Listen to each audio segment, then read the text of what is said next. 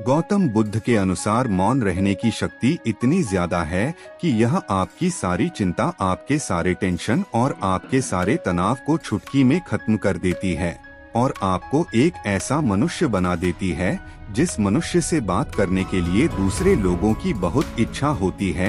एक बार गौतम बुद्ध अपने आश्रम में अपने सभी शिष्यों को शिक्षा दे रहे थे कि दुनिया की सबसे तेज छुरी हमारी जबान है और दुनिया के सबसे खतरनाक हथियार हमारे शब्द है, जो बिना किसी का खून बहाए लोगों को अंदर ही अंदर मार सकते हैं। हमारे शब्द हमारी ताकत हो सकते हैं उसी के साथ, लेकिन यह हमारी सबसे बड़ी कमजोरी भी हो सकते हैं अगर हमें नहीं पता कि कब, कहां और क्या और कितना बोलना है। यदि हम सही समय पर सही इरादे के साथ सही शब्दों का प्रयोग करते हैं तो यह हमें एक सफल व्यक्ति बनाता है, लेकिन अगर हम सही समय पर सही इरादे से सही शब्दों का इस्तेमाल नहीं करते तो यह हमारे जीवन को ना नर्क से बदतर बना सकता है। तो दोस्तों, आज की स्टोरी के माध्यम से मैं आपको बताने वाला हूं कि चुप रहकर कैसे हम अपने जीवन को बदल सकते हैं। आपको चुप रहने की शक्ति का एहसास इस वीडियो में होने वाला है। वीडियो शुरू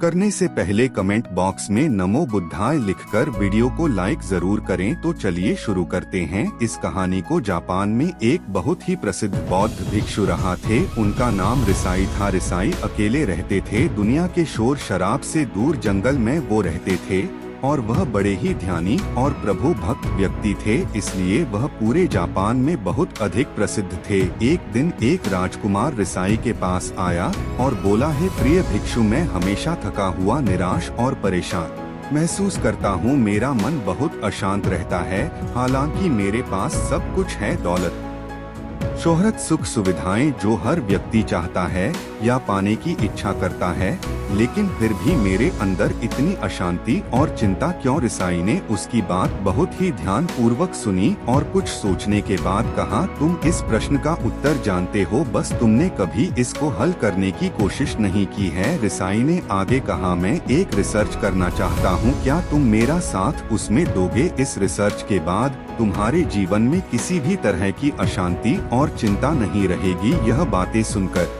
राजकुमार बहुत हैरान था। उसने रिसाई से कहा, बताइए मुझे क्या करना होगा?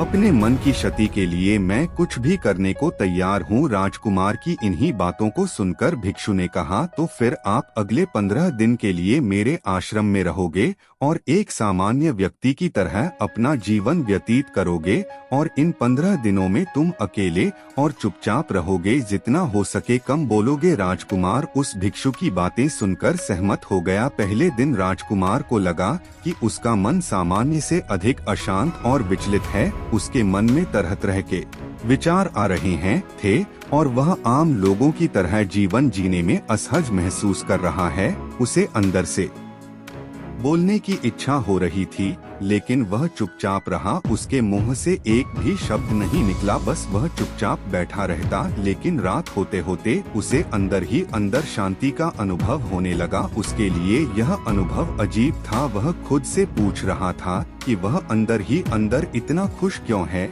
और उसकी आंतरिक बेचैनी और चिंता कम क्यों होने लगी है। अगले दिन राजकुमार अकेला चुपचाप बैठ रहा और वह प्रकृति को निहार रहा। वह पौधों को, फूलों को, आकाश में उड़ रहे पक्षियों को।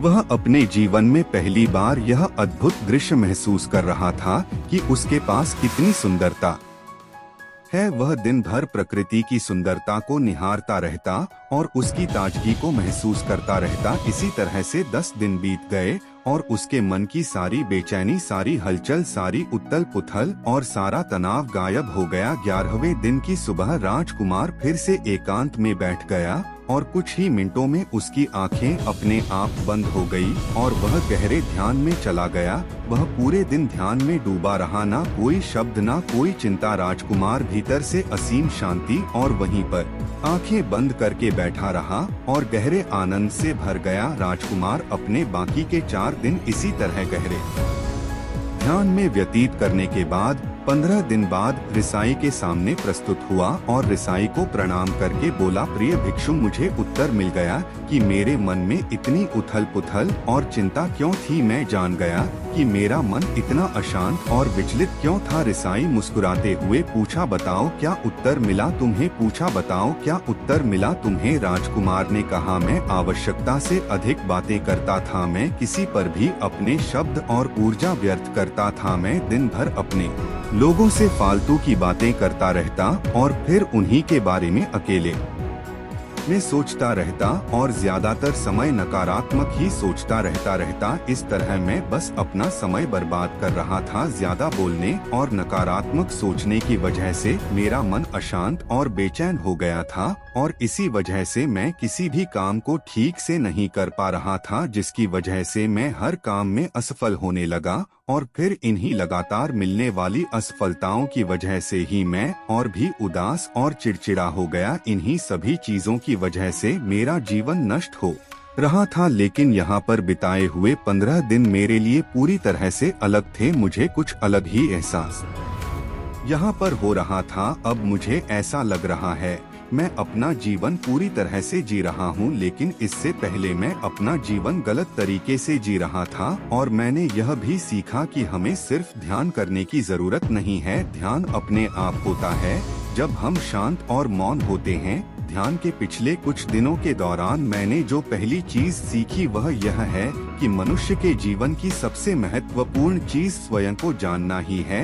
यह सुनकर रिसाई ने कहा, सिर्फ तुम ही नहीं, दुनिया में ज्यादातर लोग जरूरत से ज्यादा बोलते हैं। आज भी लोग ज्यादातर समय केवल एक दूसरे को नीचा दिखाने के लिए ही बोलते हैं। कुछ लोग ना चाहते हुए भी बातें करते हैं और अपना जीवन बर्बाद कर लेते हैं। रिसाई ने राजकुमार को चुप रहने का महत्व समझाते हुए कहा, एक बार गौतम बुद्ध से उनके शिष्यों ने पूछा, प्रिय बुद्ध, आप ज्यादातर समय चुप क्यों रहते हैं? बुद्ध ने कहा, क्योंकि चुप रहने से व्यक्ति अंदर से अनंत शांति की गहराइयों में होता है। मौन अपने भीतर उतरने की पहली सीढ़ी है। मौन के बिना स्वयं को जानना असंभव है। स्वयं को जानने और समझने का पहला नियम है कि मौन हो जाओ, उतना ही बोलो जितना अत्यंत आवश्यक हो। बेफिजूल की बातें करना छोड़ दो। तुम अचानक पाओगे कि 90% से भी ज्यादातर लोग व्यर्थ ही ज्यादा बोलकर अपना समय बर्बाद कर रहे हैं।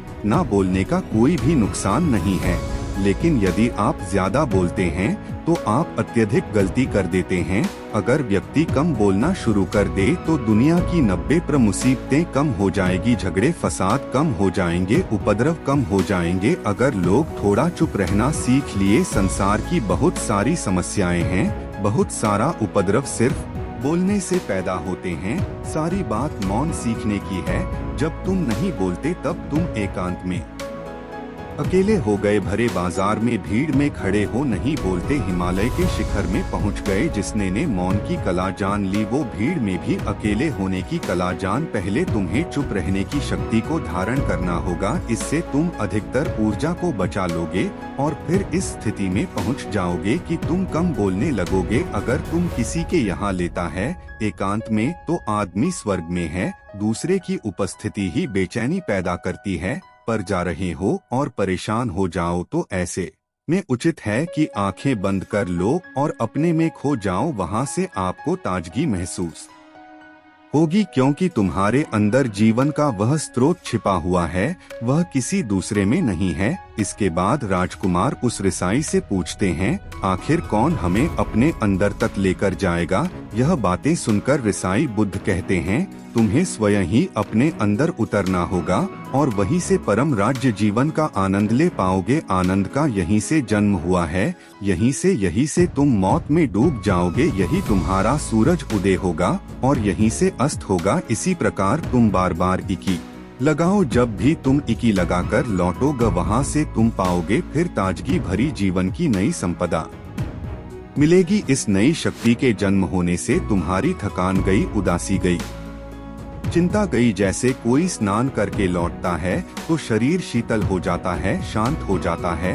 ऐसे ही जब कोई भीतर से साफ होकर वापस आता है, मौन में स्नान करके लौटता है तो समस्त अस्तित्व, समस्त व्यक्तित्व शांत और मौन हो जाता है। आनंदित हो जाता है। जब तुम आंतरिक मौन की उस पराकाष्ठा पर पहुंच जाओगे, तब तुम पाओगे कि बोलने से भी तुम्हारा मौन खंडित नहीं होता, वह बना ही रहता है। उसकी एक अंतर धारा लगातार तुम्हारे भीतर बहती रहती है। तुम बोलते तो हो, तुम शब्द का उपयोग भी करते हो, लेकिन वह तुम्हारे मौन को खंडित नहीं कर पाती। एक बार गहरे मौन में स्थिर हो जाओ, फिर तुम्हारी वाणी में भी मिठास आ जाएगी। तुम्हारा बोलना संगीत पूर्ण होगा, तुम्हारा बोलना सत्य होगा। तुम बोलोगे तो दूसरों पर भी शीतलता छा जाएगी। जैसे ही तुम अंदर से चुप होते हो, तुम इतने शक्तिशाली होने लगते हो कि समाज की निर्भरता तुम छोड़ने लगते हो और तुम्हारे जीवन में एक मस्ती आती है जो केवल दीवानों के जीवन में होती है। तुम्हारे चेहरे पर एक नई रौनक आ जाती है, तुम्हारी आंखें किसी अमृत के समान हो जाती है और तुम अनंत शांति के समुद्र में डूबने लगते हो। इतना कहकर भिक्षु रिझा ने अपनी बात खत्म की और वह मौन में चले गए। राजकुमार उनका धन्यवाद कर कर अपने महल में चला गया। दोस्तों, आपने भी अनुभव किया होगा कि बहुत ज्यादा बात करने से दिमाग अशांत हो जाता है, जिससे हम अपने दिमाग पर नियंत्रण खो देते हैं और साथ ही अपना ध्यान भी खो देते हैं। जो लोग बहुत ज्यादा बोलते हैं, उनके पास किसी एक काम पर ध्यान केंद्रित करने की काबिलियत नहीं होती। वो अपने किसी भी लक्ष्य पर पूरी तरह से ध्यान केंद्रित नहीं कर पाते। अगर हमारा दिमाग एक जगह केंद्रित नहीं है, तो हम जीवन की सच्चाई नहीं समझ पाते और ना ही मनचाही सफलता कभी हासिल कर पाएंगे। इसके अलावा भी आपने देखा होगा कि जो लोग अधिक बोलते हैं, वह अक्सर लोगों के बीच हंसी का पात्र बन जाते हैं और जो लोग कम बोलते हैं और अपनी बात पर कायम रहते हैं, उन्हें लोगों से सम्मान मिलता है। लोग उनकी बातों को सुनते हैं और उन पर भरोसा भी करते हैं। जो लोग जरूरत से अधिक बोलते हैं और अपने विचारों के बारे में पक्के नहीं होते, उनका दिमाग स्थिर और विचलित रहता है, शोर से भरा रहता है और एक अशांत दिमाग वाला व्यक्ति जीवन में किसी भी चीज में सफल नहीं हो पाता, क्योंकि वह किसी भी काम में फोकस नहीं कर पाता। यदि किसी व्यक्ति को यह पता है कि उसे कब, कहां और क्या बोलना है, तो वह व्यक्ति सच में बहुत बुद्धिमान है और ऐसा व्यक्ति जहां भी जाता है, उसका व्यक्तित्व आकर्षण का केंद्र बन जाता है और वह जो कुछ भी करता है उसमें सफल अवश्य होता है। अगर हम किसी महान और सफल व्यक्ति के व्यक्तित्व को गहराई से देखें, तो पाएंगे कि वह कम बोलते हैं और कम से कम शब्दों में अपनी बात खत्म कर देते। वो बोलने से पहले वह चीजों और जिसके बारे में उसे बोलना है, उनके बारे में गहराई से सोचते हैं। लेकिन जो लोग बहुत ज्यादा बोलते हैं, बहुत बार वह झूठ भी बोलते हैं और अपनी बातों से दूसरों के मन और विचारों पर कचरा डालते रहते हैं। वह ज्यादातर समय दूसरों की बुराई करते रहते हैं, इसलिए उनके अपने भी उनसे नफरत करने लगते हैं और उनसे बचने की सभी शिष्यों ने अपनी शक्ति के अनुसार छोटे बड़े संकल्प लिए और गुरु को अपने ने अपने संकल्प के बारे में बताकर वहां से चले गए। लेकिन वह शिष्य जो खुद को सबसे अलग और बड़ा दिखाना चाहता था, वह सीधे गुरु की कुटिया में पहुंच गया और बोला, मैं कोई छोटा मोटा संकल्प नहीं लेना चाहता, बल्कि खुद की ही जैसे एक बड़े और महान संकल्प लेना चाहता हूँ। कृपया आप ही बताएं क्या संकल्प लेना चाहिए। उसकी यह बात सुनकर गुरु दिए गए संकल्प को पूरा कर पाओगे क्या? मुस्कुराए और बोले, क्या तुम मेरे द्वारा तुम्हारे लिए उसे पूरा करना संभव होगा? शायद नहीं, वह तुम्हारे लिए संभव नहीं है, तुम उसे पूरा नहीं कर पाओगे, इसीलिए तुम खुद ही कोई संकल्प ढूंढो। शिष्य ने कहा, नहीं गुरुदेव, आप जो भी संकल्प मुझे देंगे मैं जरूर उसे पूरा करूंगा। गुरु ने कहा, ठीक है, तो तुम अगले 1 महीने तक चुप रहोगे, मुंह से एक शब्द भी नहीं निकालोगे, यही तुम्हारा संकल्प है। शिष्य ने कहा, गुरुदेव, यह भी कोई संकल्प है? यह तो बहुत ही आसान है, 1 महीने तक चुप ही रहना है। आप कोई बड़ा संकल्प दीजिए जो मेरी योग्यता के लायक हो, जिसे पूरा करने में मुझे समस्या हो। गुरु ने कहा, पहले तुम इस संकल्प को तो पूरा करके दिखाओ। शिष्य ने गुरु की बात मान ली और वह उसी समय चुप हो गया और पलटकर कुटिया से बाहर चला गया। उसे चुप रहना बहुत आसान लग रहा था। उसने एक दिन तो जैसे तैसे चुप रहकर काट लिया, लेकिन दूसरे दिन से उसके मन में ना बोलने का बोझ बढ़ने लगा। तीसरे दिन उसे भारीपन महसूस होने लगा और चौथे दिन उसके अंदर एक अजीब सी बेचैनी होने लगी, क्योंकि आसपास आश्रम के सभी शिष्य एक दूसरे से बातें कर रहे थे। वह भी अपना पक्ष उनके सामने रखना चाहता था, उनकी बोलती बंद कर देना चाहता था, लेकिन उसका संकल्प उसके आड़े आ रहा था। इसीलिए वह पूरे दिन सिर्फ मुंह और आंखें बनाता रहता। इसी तरीके से कुछ दिन और बीते और वह शिष्य बीमार पर डीडीडी गया। उसका सिर फटा जा रहा था, उसका खाने पीने तक का मन नहीं कर रहा था, वह सिर्फ बोलना चाहता था। वह गुरु के पास गया और उनके सामने बैठकर लिखकर उन्हें बताया, गुरुदेव मैं बोलना चाहता हूँ, बिना बोले मुझे सांस नहीं आ रही, मेरा दम घुटता जा रहा है, मैं अंदर ही अंदर पागल हुआ जा रहा हूँ, मैं क्या करूँ, संकल्प तोड़ दूँ क्या। यह पढ़कर गुरु मुस्कुराए और बोले, संकल्प तो तोड़ने के लिए ही होते हैं, लेकिन जो अपने संकल्प को पूरा कर लेता है वही अपनी आंतरिक शक्ति को बढ़ाता है, और जो अपनी आंतरिक शक्ति को बढ़ा लेता है वह समाज और जागृति की राह पर आगे बढ़ जाता है। संकल्प का लेना भी तुम्हारे हाथ में था और इसे तोड़ना भी तुम्हारे ही हाथ में है। तुम्हारे बहुत से भाई अपने संकल्प को तोड़कर अपनी पुरानी दिनचर्या पर वापस आ चुके हैं। अगर तुमसे नहीं हो पा रहा तो तुम भी संकल्प तोड़कर अपनी पुरानी दिनचर्या पर वापस जा सकते हो। लेकिन याद रहे, अगर आज तुम इस छोटे से संकल्प को नहीं संभाल पा रहे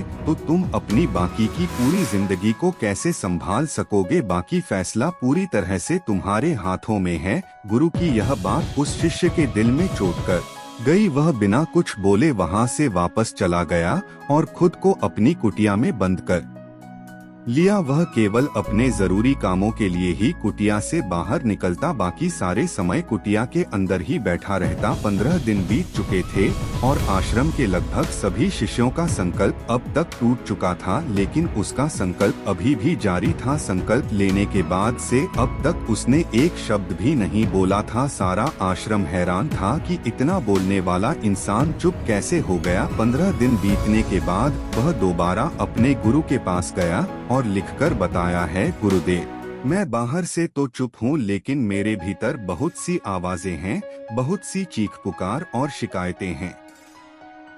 मैं अंदर ही अंदर बात करता रहता हूँ। मेरा मन तरह तरह के प्रश्न पूछता रह कहता है।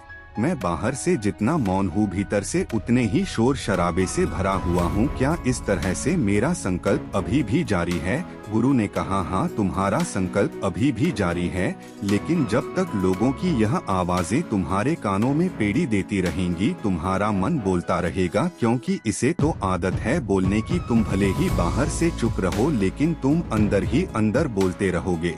तुम्हें इन बातों से, इन आवाजों से दूर जाना पड़ेगा। शिष्य गुरु को प्रणाम कर वहाँ से चला जाता है और सुबह होते ही अपनी कुटिया छोड़ा कर जंगल की तरफ चला जाता है। कई दिन बीत जाते हैं, संकल्प का समय भी पूरा हो जाता है, लेकिन शिष्य लौटकर नहीं आया। आश्रम में सभी को डर था कि कहीं जंगली जानवर ने उसे खाना लिया हो। इस बीच उसे ढूंढने की बहुत कोशिश की गई, लेकिन वह कहीं नहीं मिला। सभी गुरु भाइयों ने मान लिया था कि जंगली जानवरों ने उसे अपना शिकार बना लिया है, लेकिन गुरु को ऐसा नहीं लगता था। एक दिन आश्रम का एक अन्य शिष्य गुरु के पास आया और बोला, गुरुदेव हमारे उस अधिक बोलने वाले भाई के साथ क्या हुआ होगा? कहाँ हो सकता है कि जानवरों ने उसे अपना शिकार बना लिया हो, लेकिन उसके न लौटने की एक दूसरी वजह भी हो सकती है। शायद उसे वह मिल गया है जिसके लिए वह गया था। फिर शिष्य, क्या जानवर ने उसे मार दिया होगा? गुरु ने पूछा, गुरुदेव क्या ज्यादा बोलना इतना हानिकारक होता है? गुरु ने कहा, इंसान के जीवन के बहुत सारे दुखों में से एक दुख यह भी है कि वह कभी चुप नहीं रह सकता, हमेशा कुछ ना कुछ बोलता ही रहता है। सिर्फ हमारे बोलने के कारण हमारे आधे से ज्यादा दुख पैदा होते हैं। परिवार के अधिकतर झगड़ों की वजह हमारा बेमतलब बोलना ही होता है। हम में से कोई भी चुप नहीं रहना चाहता, हम बस सामने वाले को सुना देना चाहते हैं। जो भी हमारे मन में है सब निकालकर उसके मन में बैठा देना चाहते हैं। उसे समझा देना चाहते हैं कि देख तू गलत है और मैं सही, और इस तरीके से सब एक दूसरे की सट दही गली बातों को ग्रहण कर रहे हैं। इस तरीके से सुनने और सुनाने का यह काम जिंदगी भर चलता रहता है। लेकिन इस नासमझी में हम अपना समय, अपना जीवन, अपनी समझ और सबसे कीमती पल जो जिए जा सकते हैं, जिनको अनुभव किया जा सकता है, जिनमें आनंद को प्राप्त किया जा सकता है, यह सब खो देते हैं। लेकिन इसके बदले हमें मिलता क्या है? कुछ नहीं, सब व्यर्थ और बर्बाद हो जाता है। इस देता क्योंकि यह हमें बाहर की ओर खींच कर रखता है, और बाहर है ही क्या इस संसार के अलावा। लेकिन अगर अपने भीतर के संसार की ओर मरना है तो इस मोह को बंद ही रखना चाहिए। इसीलिए जितने भी बुद्ध हुए, आत्मज्ञानी हुए, वह सभी एकांत की ओर भागे ताकि उन्हें ज्यादा ना बोलना पड़ी देहे, ज्यादा सुनना ना पड़ देहे। वह एकांत में रहे और शांत रहे, इसीलिए आसानी से भीतर की यात्रा कर पाए। लेकिन अगर कोई चाहे तो इस संसार में रहकर भी एकांत में रह सकता है, शांत रह सकता है, लेकिन इसके लिए उन्हें अपनी ऊर्जा बचानी होगी जिसे वह अब तक अपने व्यर्थ के शब्दों में बर्बाद कर रहे थे।